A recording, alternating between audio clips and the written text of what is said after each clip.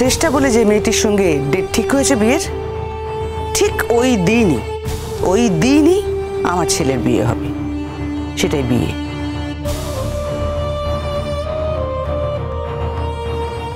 তাই তো করছেন, উনি তো শ্রেষ্ঠা ম্যামকে বিয়ে করছেন। বেশ করছে। শ্রেষ্ঠা ম্যামকে যদি বিয়ে করে থাকে তাহলে ঠিক করছে, উচিত কাজ করছে, এটাই করা উচিত। তখন থেকে বড় বড় কথা বলে যাচ্ছে, শ্রেষ্ঠা ম্যামকে বিয়ে করছে, শ্রেষ্ঠা ম্যামকে বিয়ে করছে। তোমার কানের মধ্যে ঢুকে শঙ্খ বলে গেছে যে শ্রেষ্ঠা ম্যামকে বিয়ে করছে।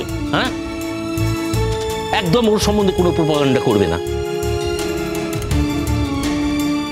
আমার ছেলের নাম তোমার মুখে কোনোদিন যেন আর উচ্চারণ হতে না শুনি আমি।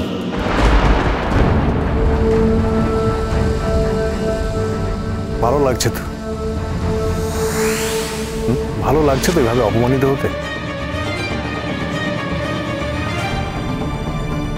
তবু তুমি বলবে না, তবু তুমি মুখ ফুটে বলবে না যে কেন তুমি এরকম করছো, কেন তুমি এই সিদ্ধান্তটা নিয়েছো? নিজের স্বার্থ, নিজের স্বার্থে এই সিদ্ধান্ত নিয়েছে, তাই না?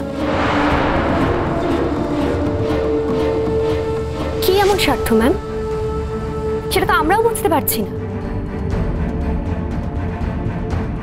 শঙ্কর থেকে কোন এমন স্বার্থর কাছে বড় হয়ে দাঁড়িয়েছে?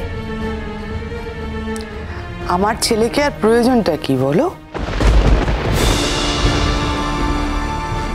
সামনেই ফাইনাল পরীক্ষা হয়ে যাচ্ছে তো, শঙ্করকে আর কোনো দরকার নেই, সব শেষ।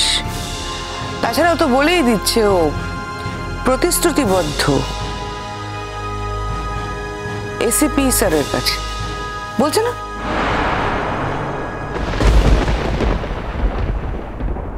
আর যদি এরকম কোনো ঘটনা ঘটেও না মোহর, আমি কিন্তু তোমাকে কোনোদিন ক্ষমা করব না। তুমি কি ভেবেছো আমি ওকে ক্ষমা করব? শোন মোহর, তোর সাথে আমাদের সব সম্পর্ক শেষ। দিদি প্লিজ, তোরা আমাকে যা বলছিস বল, কিন্তু অন্য কাউকে জড়িয়ে আমাকে কোনো কথা বলিস না প্লিজ।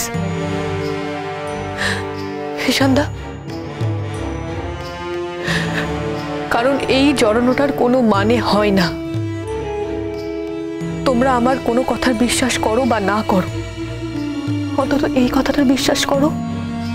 না মোহর, তোর কোনো কথা আমরা আর বিশ্বাস করি না। দেখো মোহর, তুমি যদি সত্যি কথাটা বলতে না তাহলে আমরা বিশ্বাস করতাম। আচ্ছা আচ্ছা বলতো, তুমি কাকে প্রতিশ্রুতি দিয়েছো?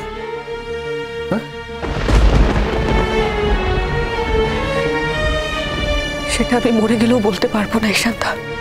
আচ্ছা, তার মানে এই দুনিয়ায় এমন কেউ একজন আছে যাকে তুমি প্রতিশ্রুতি দিয়েছো যে তুমি শঙ্করকে বিয়ে করতে পারবে না, সেটা আমাদেরও তুমি বলতে পারবে না?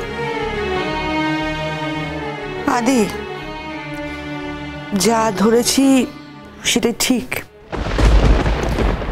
আর শোনো, তুমি কোনোদিন আমার ধারে কাছে আসবে না, আমাকে ম্যাম বলে ডাকবে না, আমার ত্রিসীমানায় আসবে না। অনেক গুরুদক্ষিণা তুমি দিয়ে ফেলেছো আমাকে, আর না, আর আর থাকবো না এখানে, আর এক সেকেন্ড এখন থাকবো না। আদি চলো। Sir sir sir ma'am, please please দেখুন, আপনারা আমাদেরকে কাইন্ডলি প্লিজ ভুল বুঝবেন না। ঈশান সরি, মানে তোমার উপর আমি জানি, প্লিজ। মানে বোঝার চেষ্টা করুন, আমাদের তো এতে কোনো দোষ নেই। মানে আমরাও কিন্তু ইকুয়ালি বিরক্ত ওর উপরে, আপনাদের মতোই। প্লিজ আপনারা একটু কাইন্ডলি বসুন প্লিজ। আমাদের বসার মতো মানসিকতা নেই, থাকলে বুঝতাম। তার কারণ আমাদের ছেলের যে কি মনের অবস্থা সেটা একমাত্র আমরাই জানি। আর যদি আমার ছেলেটা সত্যি কিছু করে বসে না, তার জন্য কে দায়ী হবে জানো ঈশান?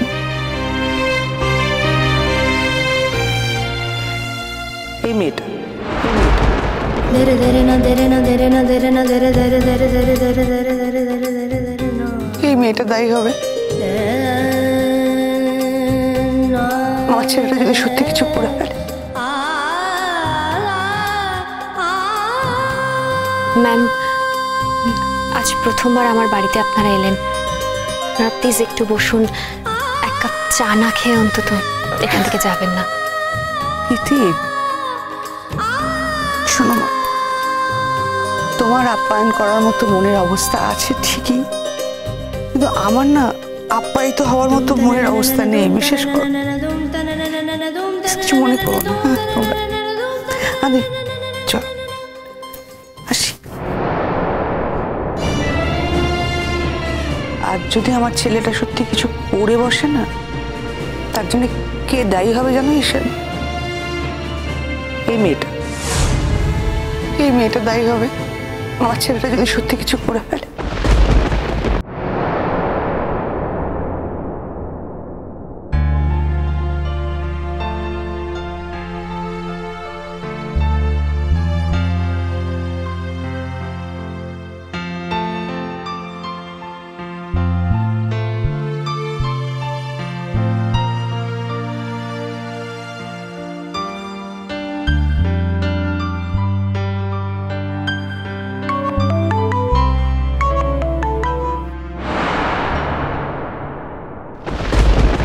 হ্যালো,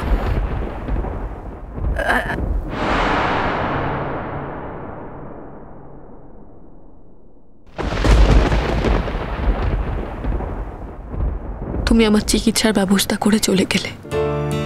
যদি সত্যি তুমি আমাকে ভালোবাসতে তাহলে কি একবার খোঁজ করতে না? এখন যেমন ফোন করে কেটে দিলে। ঠিক আছে, এইভাবে আমি না খেয়ে খেয়ে সাংঘাতিক জোরে মরে যাব। আমি তো আর কোনো ওষুধ খাচ্ছি না। দিদি আমাকে ওষুধ দিয়ে গেছে, কিন্তু আমি সব ওষুধ ফেলে দিয়েছি। তাই হোক, আমি তো আর তোমাকে ছাড়া থাকতে পারবো না এই জীবনে।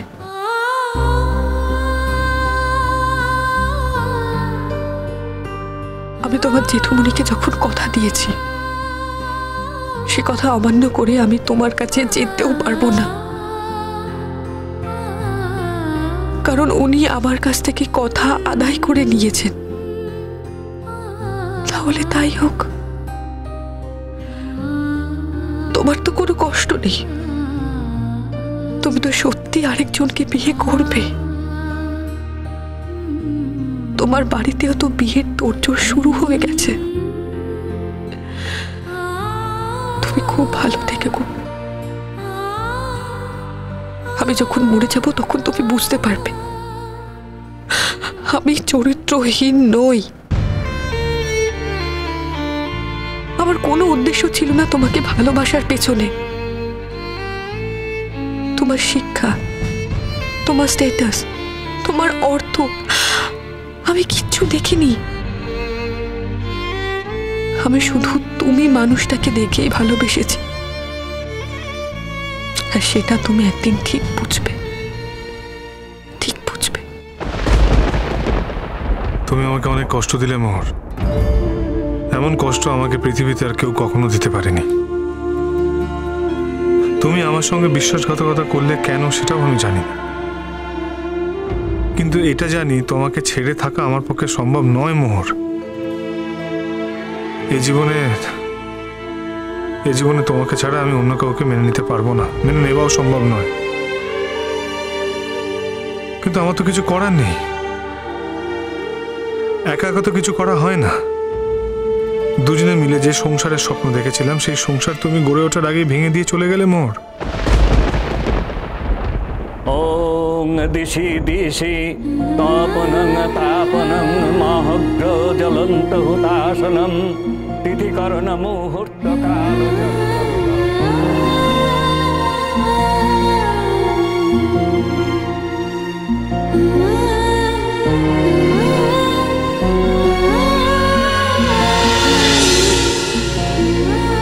তুমি সারাটা জীবন এভাবে থাকবে, তাই তো?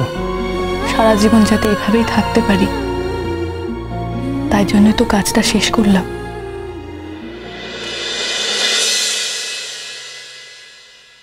তবে তাই হোক মোহর, তাই হোক। আমার জীবনটাও ভাঙাচোরাই হয়ে থাক, তাতেই তুমি খুশি তো? কিন্তু এখন তুমি অসুস্থ, অসুস্থ মানুষের উপর রাগ করতে নেই, তাই আমিও তোমার উপর রাগ করছি না মোহর। অন্য সময় হলে যদি ফোন নাও করতাম, তাহলে এই অবস্থায় আমি তোমার ফোন করবো।